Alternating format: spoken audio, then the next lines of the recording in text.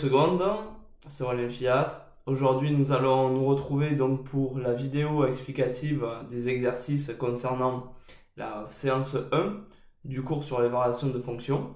On va vraiment se cantonner à tout ce qui va être vocabulaire, impact sur l'ordre et tableau de variation. Donc on est parti pour l'exercice 17, on va vraiment se baser à chaque fois sur la courbe ou sur ce qui nous est donné à travers un tableau de variation. Ici on nous donne la courbe représentative d'une fonction, comme vous pouvez la voir, et on nous pose deux questions. Quel est l'ensemble de définition de f et dresser le tableau de variation de f. Donc ça, ce sont deux choses vraiment très simples que vous devez savoir faire. Alors l'ensemble de définition de f, il est noté df, et comment je le vois cet ensemble de définition? Eh bien en gros, je regarde les abscisses, et je vois que la courbe, elle est tracée entre cette abscisse-là et cette abscisse-là. Donc sur l'intervalle que je peux m'amuser à hachurer comme ceci, voilà. Alors là, je fais toujours très attention à l'unité. Je vois qu'une unité, c'est un carreau, que ce soit en abscisse ou en ordonnée. Donc ça signifie que mon abscisse extrême à gauche, ça va être moins 3. Et mon abscisse extrême à droite, ça va être 7. Donc, d'après ceci, je sais que l'ensemble de définition de ma fonction sera moins 3, 7. Voilà, question basique. Ensuite, on me demande de construire le tableau de variation. Alors, pour construire un tableau de variation, son anatomie, c'est deux lignes, avec la deuxième un petit peu plus grande que la première, pour plus de visibilité. Ici, x, et ici, les variations de f. Alors, x, bon, comme on vient de le voir, son ensemble de définition, c'est moins 3, 7. Et ensuite, moi, ce qui m'intéresse surtout, c'est de voir à chaque fois quels vont être les points remarquables. Donc déjà, en point remarquable, on a le point en moins 3. Et dans un tableau de variation, je considère qu'un point est remarquable lorsque la courbe va changer de pente. C'est-à-dire que lorsque ma fonction va passer d'une phase de croissance à une phase de décroissance, ou d'une phase de décroissance à une phase de croissance. Donc là, je m'amuse à regarder la courbe, je l'allonge jusqu'à arriver à ce point-là, où je vois que là, à gauche, j'ai une phase de décroissance, et là, je vais avoir une phase de croissance. Donc je relève l'abscisse qui est là, l'abscisse, ça va être moins 1. Au passage, je peux relever son ordonnée. L'ordonnée, ça va être aussi moins 1. Donc moi, je relève juste l'abscisse. Donc là, j'aurai moins 1. Ensuite, je continue. J'ai une phase de croissance, ça croît toujours, et j'arrive à un pic, donc un maximum. Ici, je vais avoir 5 en abscisse, donc je vais noter 5.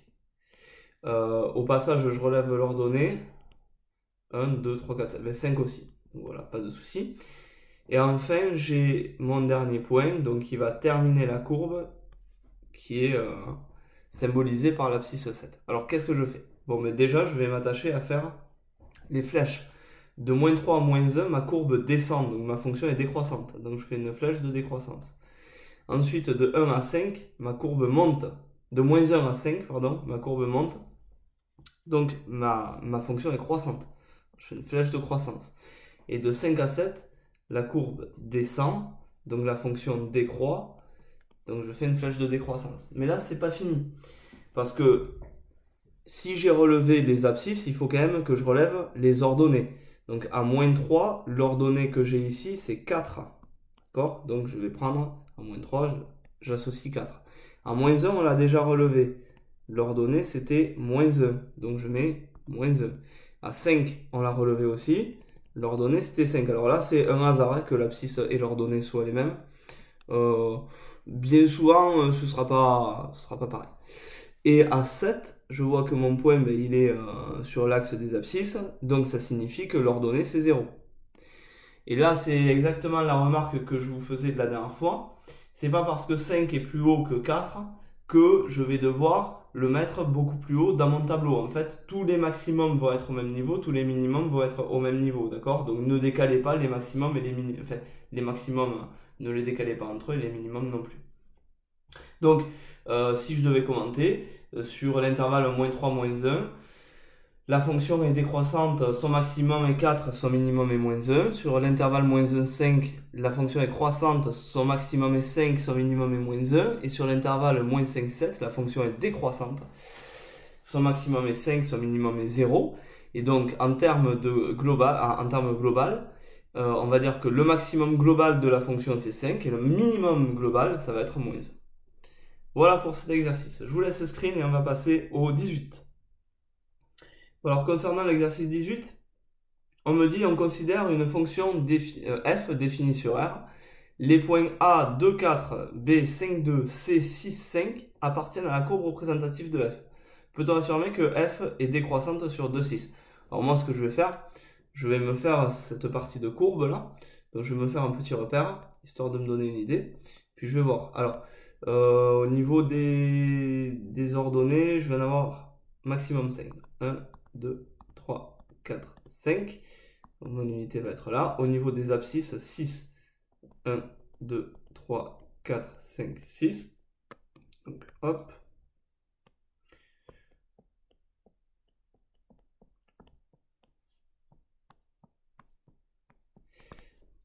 Mon origine. Et ensuite, donc mon point A, il est là. Tac. Voilà. Le point A, il est là. 2, 4. Le point B, 5, 2. 5, 2. Hop, ici. Et le point C, 6, 5. Et on sait que ces points appartiennent à la courbe de f. Peut-on affirmer que f est décroissante sur 2, 6? Bon, ben là, c'est très clair. C'est faux. On peut pas la faire. On peut affirmer qu'elle n'est pas décroissante sur 2, 6. À la limite, on pourrait très bien dire... On pourrait potentiellement dire qu'elle est décroissante sur 2, 5. Et encore, on n'en sait rien parce que on ne sait pas ce qui se passe entre A et B. La courbe, elle peut très bien avoir ce profil-là. Voilà. Elle peut très bien avoir une décroissance beaucoup plus marquée. Bref, il peut tout se passer. Mais toujours est-il que ce n'est pas vrai. Donc, qu'est-ce que ça veut dire que une fonction est décroissante? Ça signifie que si A est inférieur à B, alors f de A est supérieur à f de B, d'accord? Elle renverse l'ordre. Donc, qu'est-ce qui se passe? Mais ça, c'est pour tous les nombres A et B. Or, on a un petit souci, c'est que si je prends A égale 5 et B égale 6, et que je regarde f de 5 et f de 6, f de 5, ça vaut 2. F de 6, ça vaut 5. Qu'est-ce que j'ai comme relation d'ordre? J'ai cette relation d'ordre-là. Donc, ça n'implique pas que f de 5 est supérieur à f de 6, contrairement à ce que la définition veut. D'accord? Là, on a totalement l'inverse. Donc, moralité, la fonction n'est pas décroissante sur 2, 6. Jamais de la vie. Voilà pour cet exercice 18. Et on va passer ensuite à l'exercice 19. Alors, cette fois-ci, on a un tableau de variation d'une fonction h, d'accord? Et on va essayer de dire vrai ou faux en justifiant. Très bien. Alors, la première, c'est h de moins 2 égale moins 1. C'est la vérité, vu que moins 2, c'est les antécédents. Moins 1, c'est l'image de moins 2. Donc, d'après le tableau de variation, l'image de moins 2 est moins 1. Donc, h de moins 2 égale moins 1. Là, il n'y a aucun souci. Là, c'est bon. C'est vrai, c'est une simple lecture de tableau. Il faut juste paraphraser. Moins 2 est le seul antécédent de moins 1. Alors déjà, là, je vois que c'est totalement faux. Alors, à quoi je le vois? Bien, bon, alors, je vais suivre mes flèches. Donc là, je vais de 3 à moins 1. Donc, moins 1 est un minimum. On n'ira pas plus bas. Ensuite, on remonte. On a une phase de croissance. Donc, encore une fois, moins 1, on ne va pas l'atteindre sur cet intervalle-là. D'accord? Hop, voilà. Mais, le problème, c'est que là, je vais de moins 4 à moins 2. Donc, il va se passer un moment où je vais passer par moins 1. D'accord? Et donc, je vais avoir un antécédent alpha qui va être entre 3 et 5, si tout se passe bien. Donc, il peut exister. Alors ça, après, vous verrez lorsque vous serez en terminale, hein, on va avoir un théorème qui s'appelle le théorème des valeurs intermédiaires qui nous garantit l'existence sous peine de continuité, mais il peut exister un autre antécédent, alpha, qui appartient à l'intervalle. Alors là, on peut le prendre ouvert, l'intervalle, vu que ce sera ni 3 ni 5, mais ce sera un nombre entre 3 et 5. Donc, il peut exister un deuxième antécédent, alpha. Donc, ce n'est pas le seul, tout simplement. Ensuite, h est croissante sur l'intervalle moins 1, 4. Moins 1, 4. Alors, ce que je fais, alors, voilà. En fait, là, ils ont voulu vous piéger. Parce que je vois qu'elle est croissante sur l'intervalle 2, 3. Mais eux, ils parlent du moins 1, 4 qui est là. Or, quand on parle d'une croissance sur un intervalle, on parle d'une croissance sur un intervalle d'abscisse. Or là, on est un intervalle d'ordonnée ou d'image, d'accord? Donc moins 1, il serait là, 4, il serait là, et je vois que sur 3, 4, la fonction, elle est décroissante. Donc c'est ce que je vais dire. Je vais dire c'est faux, car f est décroissante sur l'intervalle 3, 4. Donc si elle est décroissante sur l'intervalle 3, 4, elle n'est pas croissante sur cet intervalle. Vous êtes d'accord?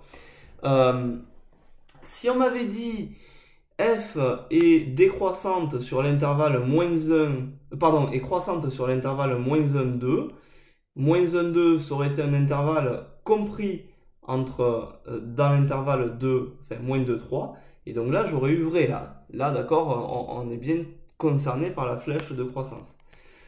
On continue avec la question 4.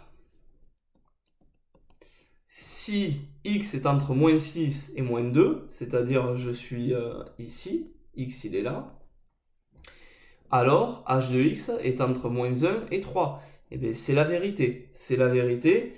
Ça c'est vrai, car f est décroissante sur moins 6, moins 2. Donc,